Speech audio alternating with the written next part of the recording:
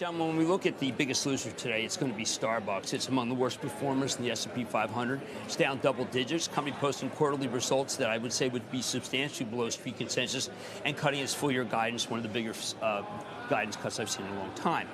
Joining us now exclusively is Starbucks CEO Laxman Narasimhan. Mr. Narasimhan, it's good to have you on the show, and I appreciate that you're coming on, despite the fact that the quarter was extremely weak. Jim, it was a very tough quarter. Thank you for having me. There were three reasons for this. First, we saw unexpected pressures on our occasional customers, more intense than we expected, that impacted their visitation. Second, the choppiness of the recovery in China continued with a more intense price war than what we expected. And third, challenges of our business in the Middle East that impacted us not just in the Middle East, but also in other geographies. Okay. Clearly, I understand. Now, what I'm trying to figure out, sir, is why did you not feel the need to pre-announce this shortfall, given the fact in the previous quarter, your CFO said that she felt that you could have a earnings per share growth in the range of 15 to 20%. This is a substantial decline from that. And given the fact that you said on the call that April did not end well, I'd like to know why you did not feel the need to come out and say our quarter is going to be substantially worse than expected at least 4 weeks ago. I think, Jim, we've been working on action plans to address these headwinds. And so what we wanted to come back with was not just the announcement, but also the action plans that we have in place, which, by the way, are not business as usual. And I'm happy to talk about them. Well, let's finish, because I know that investors are trying to figure out why they should hold on to the stock. Some of the things that I am confused about, I checked with all the major, both public and private companies that are in a similar business to you, and no one saw a 3% decline in comp stores because of weather, and none of them saw a negative number except for you. Is it possible that your coffee is just too darn expensive? Jim, I think that if I look at the U.S. occasional customer, they have clearly cut back on visits to us.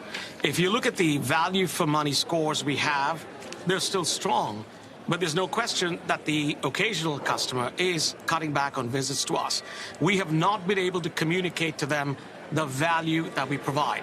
So what we are doing about it is it's not business as usual, but there's an action plan we have in place in order to do that, to reach them and to communicate the value that we are providing. What we're doing for that is we are making it attractive for them to come back into the Starbucks app and join it. On the app, what you will see is you will see value that they haven't seen because they've not been part of that environment. There are drops that are going to happen every Monday. There are bundles that we're putting in place that are attractive for them. For example, a beverage and a drink at a certain price. And so what you are seeing there is the effort we're making in order to ensure that our occasional customers get to see the value that we provide. Our loyal customers. Why did the loyalty program go from 34.3 to 32.8 in linked quarter? I mean, those people are not occasional. Those people are hardcore.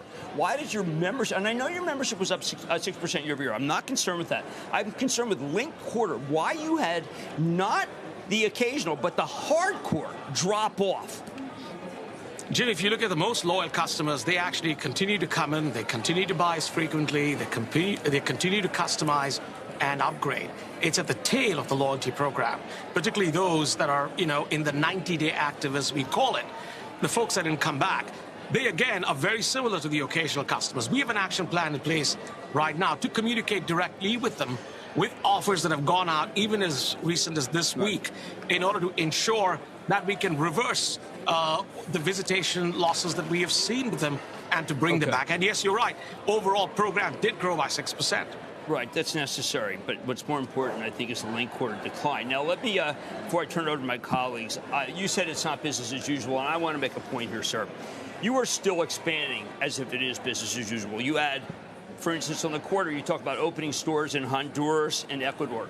Is it not time to pause, sir, and figure out what's really going wrong and spend a deep dive and making it so that this decline in comp store numbers does not continue?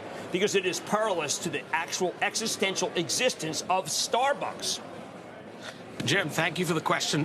What I would tell you is, if you look across the world, our system sales in Latin America expanded double digits. Our sales in Japan expanded double digits. Our business outside of Malaysia and Indonesia in Asia Pacific showed growth. If you look at the U.S. business and look at the fundamentals of the U.S. business, we are holding share in the U.S. We are still the largest player in out-of-home coffee. If you look at some of the metrics that we have... Dunkin' Donuts, Tim Horton said you are not holding share, sir. I regard them as being seminal companies that are just as good when it comes to... McDonald's says you are losing share. I can't go against those three companies. They are too good and too honest and too big for me to dismiss. We are the leading category player in coffee. I'm talking visitation share and what we have. If you look at our in-home coffee business, it grew share 140 basis points. But if you look at the business underpinning us, tea grew 8%, cold grew 1%. So there are elements in here. If you look at our partner sentiment and what we have inside stores, attrition is down to its lowest levels. So there's work going in. The thing we didn't do enough of is really attack the occasional customer with delivering and communicating value to them in a more aggressive manner. That's what the plan we have does. Laxman, it's David. China continues to be a not unimportant part of the growth plan for this company.